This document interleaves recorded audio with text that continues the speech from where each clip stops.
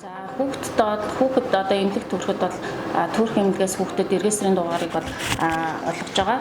За хүүхдийг бол төрснөөс хойш 30